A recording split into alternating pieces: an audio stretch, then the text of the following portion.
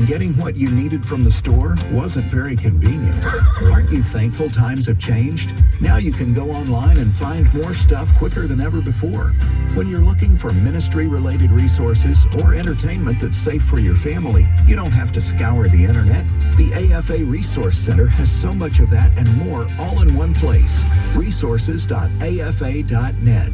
You'll find videos from the AFA Cultural Institute, American Family Coffee, kids videos, style. From the heart of our nation's capital in Washington, D.C., bringing compelling interviews, insightful analysis, taking you beyond the headlines and sound bites into conversations with our nation's leaders and newsmakers, all from a biblical worldview. Sitting in for Tony is today's host, Joseph Backholm. And welcome to this Tuesday edition of Washington Watch. I am Joseph Backholm. It's my pleasure to be with you. Today on the program, in the Biden administration, the State Department has used its influence around the world to push progressive political priorities on other nations. How quickly can this be changed in the next Trump administration? And is President Trump committed to changing it? We'll discuss that today. Also, big news, as you just heard from the news desk, out of corporate America as Walmart decides to drop their DEI programs. Has Walmart seen the errors of the ways, or are they just responding to changing cultural moods? Will the rest of corporate America follow their lead? We'll discuss all of that later as well. But first, our headlines. About an hour and a half ago, Israel's National Security Cabinet announced its 10-1 vote in favor of a ceasefire deal to end the fighting with the Lebanon-based militant group Hezbollah on the Jewish nation's northern border. Shortly after, President Biden delivered remarks from the White House Rose Garden, stating that the deal would take effect at 4 a.m. tomorrow local time. Today, I have some good news to report from the Middle East.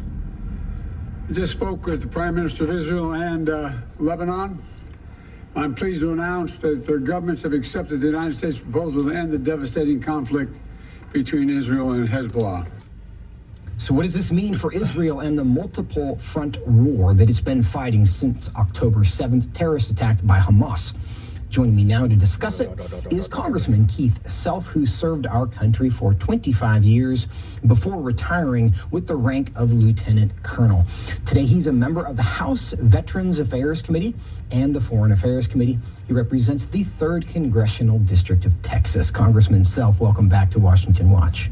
Good to see you, Joseph. Thank you. Good to see you, sir. What's your response to the news of this ceasefire? Well, I think that Israel needed this ceasefire. They have been fighting a long time. They need to get the people that have been taken out of their homes near the border back into their homes. They need to focus on finishing Hamas, and they need to focus on Iran in the long term. So I think that's why they're doing it. And frankly, they've moved Hezbollah back to the Litani River, which the UNIFIL is supposed to have been doing for decades now, and didn't.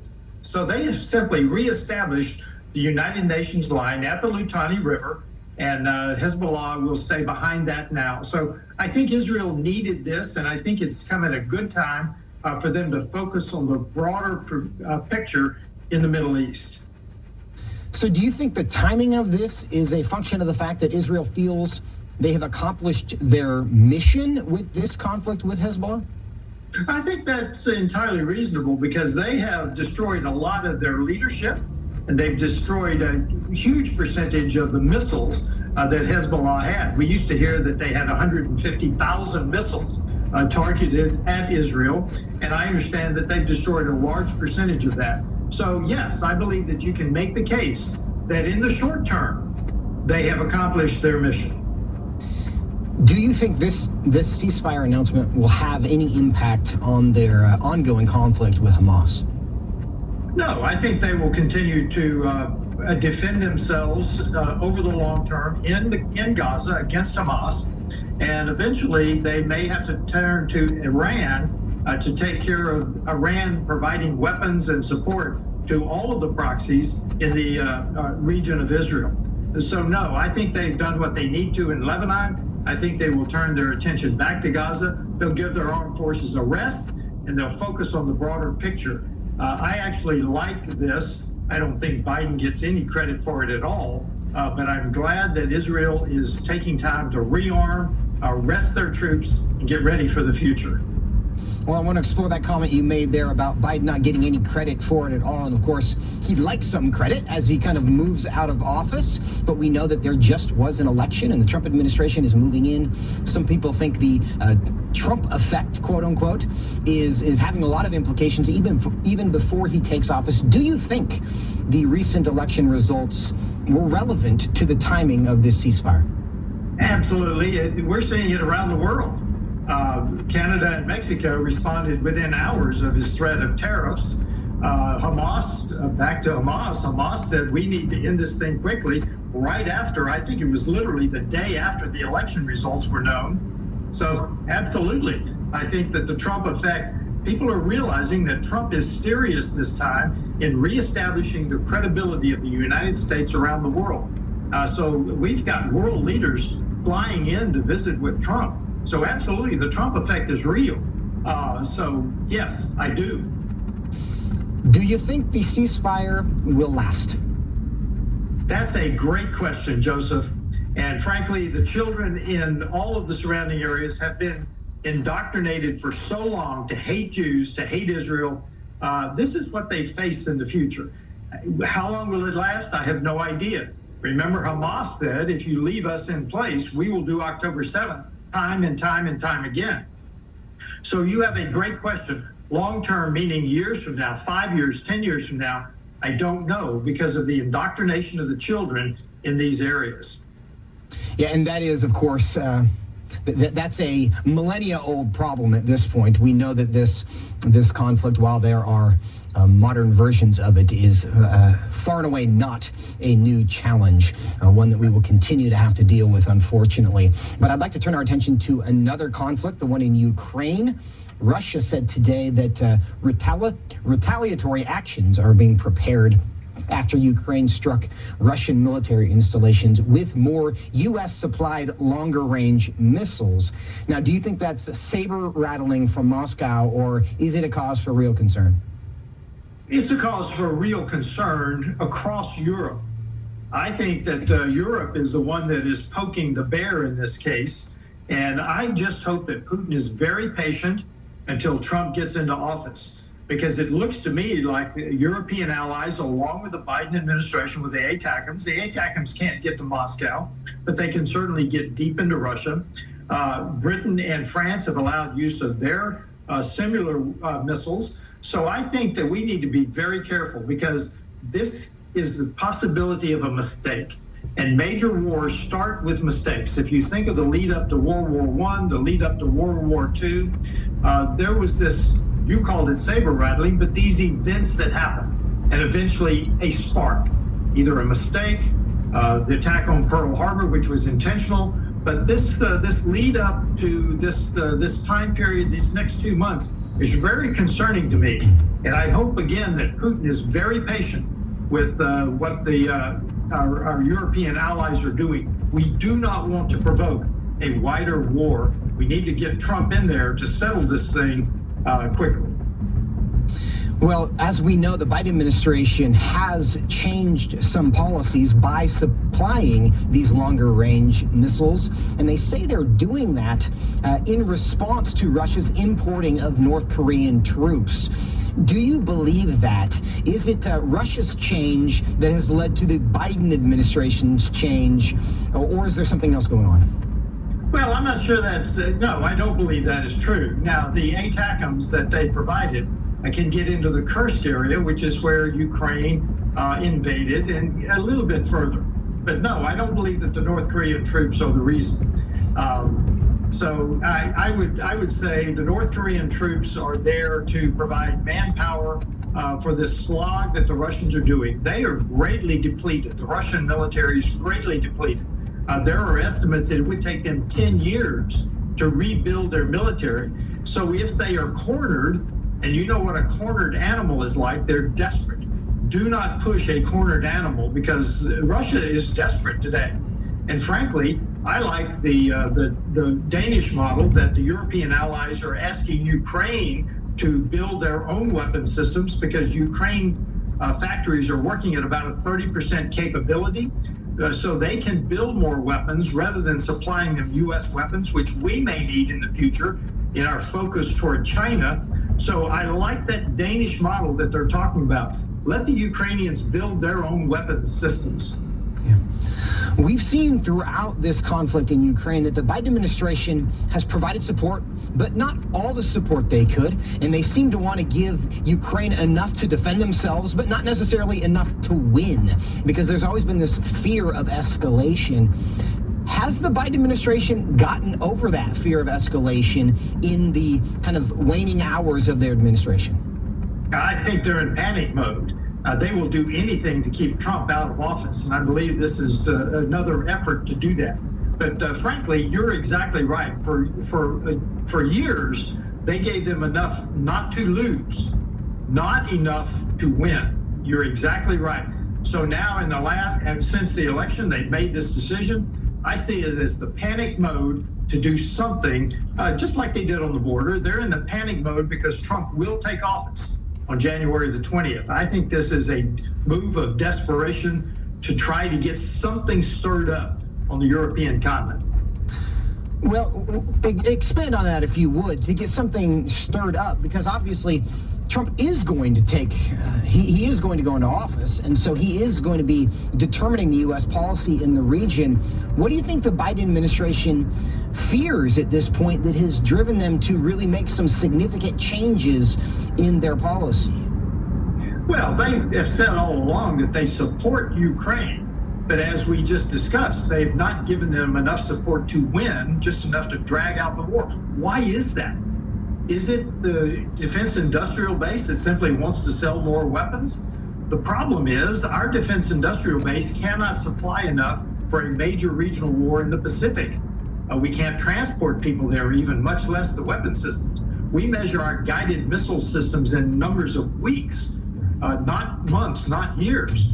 So we don't have enough of our own. I have no idea what the Biden administration is doing, but again, I see this as a move of desperation. Will something happen on the European continent that will drag us into another European war? God forbid. Well, you hint at, and President Trump, while campaigning, seems to believe that he can bring this conflict to an expeditious end. How would he do that? Real simple. First of all, enforce the sanctions on Russian oil. Export LNG to Europe so that they would be dependent on American energy, not Russian energy. That would starve the Russian war machine. They sell their oil surreptitiously around the world, clandestinely around the world, and that is what is funding their basic wartime economy, which is what they have today, a wartime economy funded by the sales of their fossil fuels, and we would cut that off. We would also cut off weapon systems coming from Iran, North Korea, and China. And frankly, we would starve Russia out, and they would then come to the table. Well, in about 30 seconds, if it would be that simple to starve Russia's military capability, why hasn't that been done already? Look, the Biden administration has not enforced the sanction against either Russia or Iran.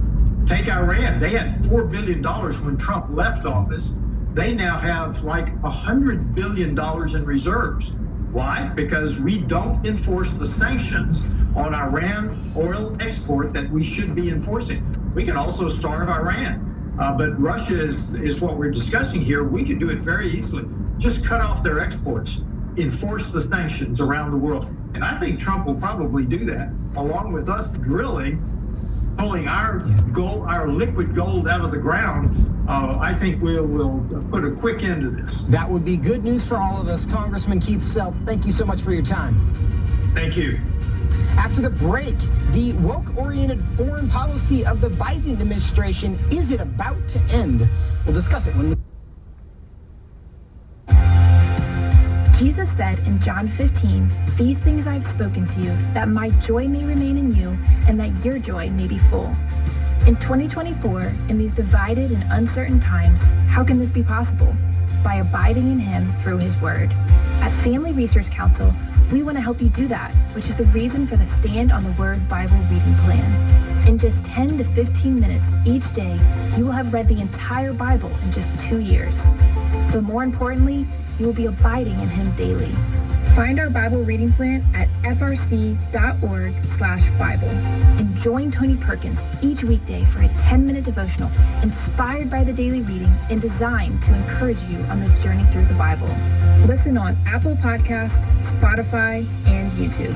And remember, the grass withers and the flower fades, but the word of our God will stand forever.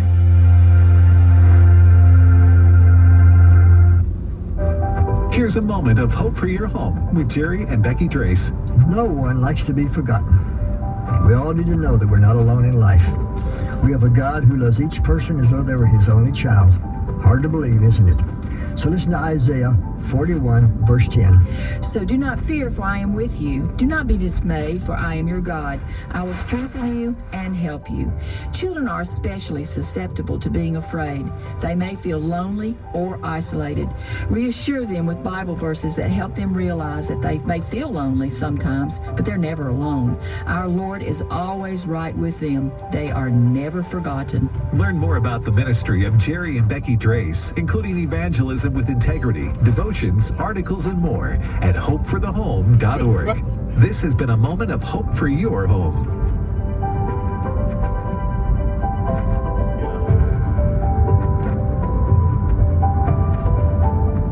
Danny, the baby just rolled over for the first time. Oh, what a strong little boy. That a boy, son. You're on your way. Oh, who's my strong little man? Rollovers can be milestones in life, some early on and some later. One rollover you might consider is from your individual retirement account to a charitable gift annuity with the AFA Foundation. If you'd like to increase your retirement income and leave an impactful gift to the work of the American Family Association, the charitable gift annuity is a worthwhile option. To learn more, contact the AFA Foundation at 800-326-4543, extension 345, or email foundation@afa.net. If you own an IRA, would like to increase your charitable giving, but need retirement income, the IRA to CGA rollover may be for you. Call the AFA Foundation at 800-326-4543, extension 345. Welcome back to Washington Watch. I'm Joseph Backholm, sitting in for Tony.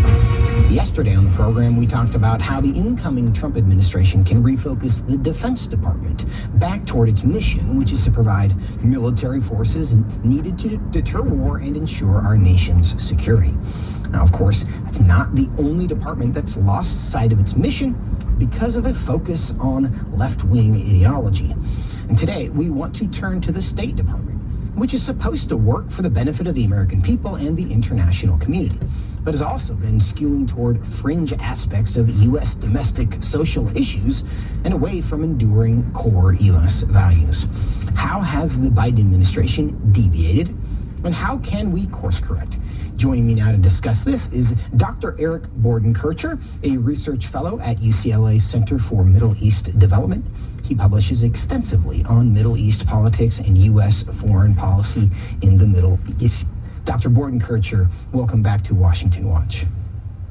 Thank you, Joseph. My pleasure.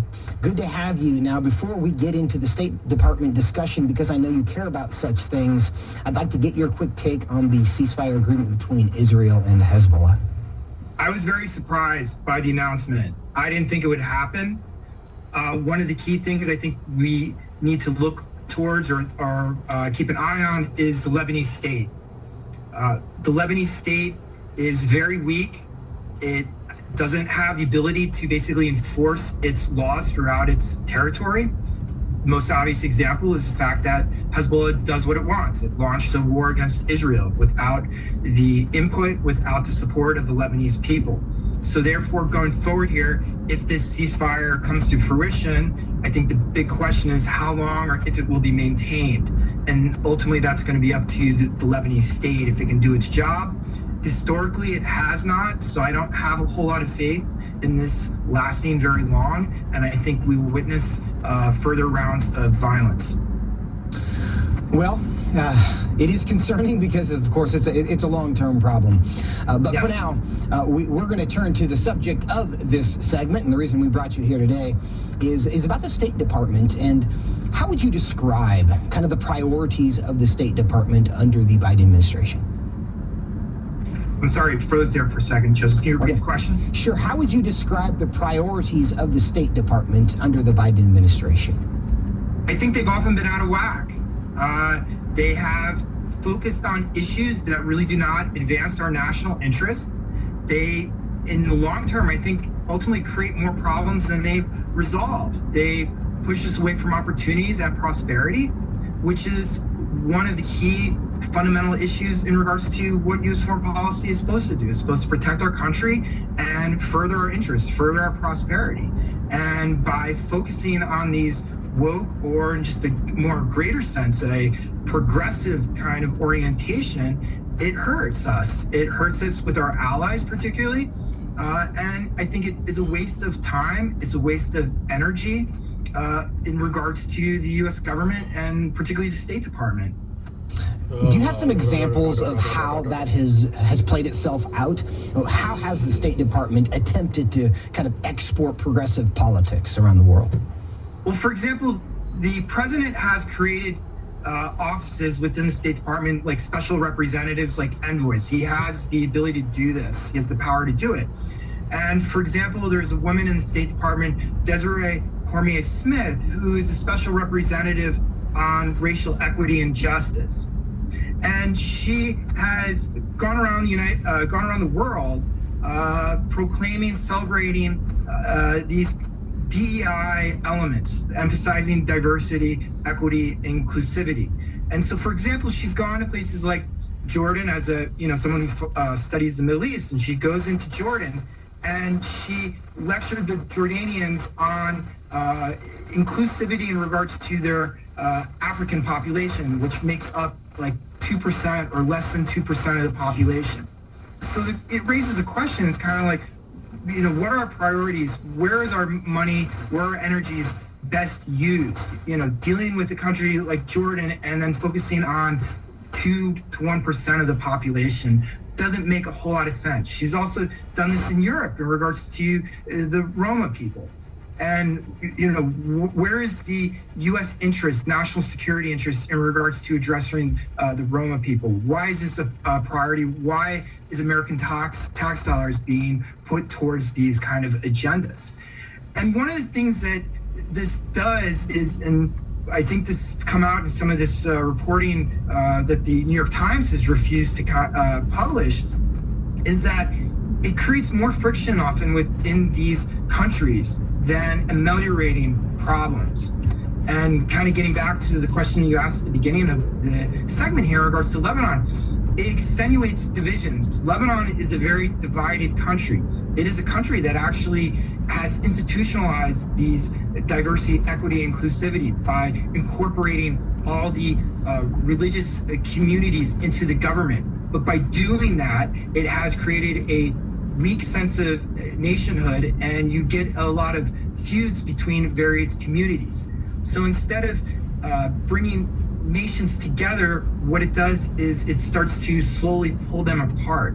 And then it also pulls the United States away from our partners, willing partners, our allies, because it also creates some distrust between the United States and these countries, because ultimately you're kind of going after the culture of these countries, particularly in the developing world, where they hold Christianity to be a very important element of their society. And to attack Christianity and to impose or leverage non-Christian beliefs on their society, they see that as a threat.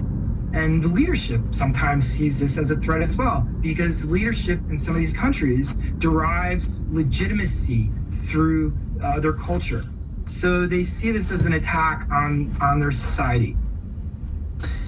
And is this a form of kind of imperialism? Because we know that progressivism innately or historically is kind of anti-imperialism. Is this just an ideological form of imperialism?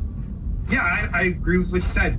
I think it is you could say, civilizing mission. They have their own idea of what civilizations should be, and they're going out there and trying to impose it on particularly the developing world. So Western European American society, they want to see replicated throughout the world. They want to see, you could say, a woke global order in a sense. Well, and there's evidence of that, and that's in fact what the State Department has been doing. Dr. Bordenkircher, I'd like to ask you to stay over. I want to continue this conversation with you and really see how might the Trump administration change the State Department priorities. That's our conversation when we come back. Stay with us. Jesus' final words to his disciples were to go into all the world and teach the gospel, making disciples of all nations. For more than 27 years, Tomorrow Clubs International has faithfully answered that call by partnering with local churches in some of the world's poorest nations. Here's a report from a team leader. When children learn to follow Jesus, they become disciple makers, influencing their families and friends. The gospel then overflows into the community, bringing repentance, reconciliation, church growth, and even reduction in crime and substance abuse. More than 500,000 children have learned to follow Jesus through Tomorrow Clubs. Kids also learn practical life skills such as cooking, woodworking, and the English language, preparing them for a brighter future. To learn more about the life-changing work of Tomorrow Clubs International, go to tomorrowclubs.org.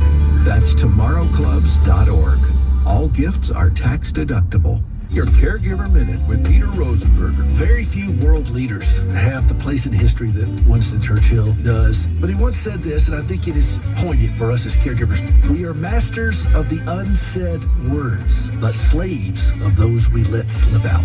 Let's go deeper, because as great as Churchill is, there's one greater. And in Matthew 12:36, he said, I tell you, on the day of judgment, people will give account for every careless word they speak.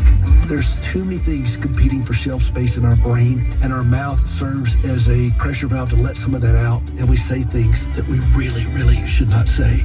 I've never had to make amends for something I didn't say, but I've sure had to make amends for things I did say. One thing I do know is where the path is. I have scripture that I can lean on to remind myself to put my hand over my mouth and not say things that I'll be a slave to. Hope for the Caregiver with Peter Rosenberger. Saturday mornings at 8 Eastern, 7 Central on American Family. Welcome back to Washington Watch. I'm Joseph Backholm, sitting in for Tony today. If you've just joined us, I'm continuing my conversation with Dr. Eric Bordenkircher on the woke foreign policy of the Biden administration and the attempts specifically of the State Department to export progressive priorities like DEI, CRT, and LGBT things. So, Dr. Bordenkircher, thank you for staying with us. My pleasure, Joseph. Well, I think we've seen in the last election that even here in the U.S., there's a bit of a pushback on these things. And it seems that, the idea that men can become women and have babies if they want to, that is losing momentum, perhaps even in the West and in the U.S. How are those ideas being received in places like the Middle East? They're not well received at all.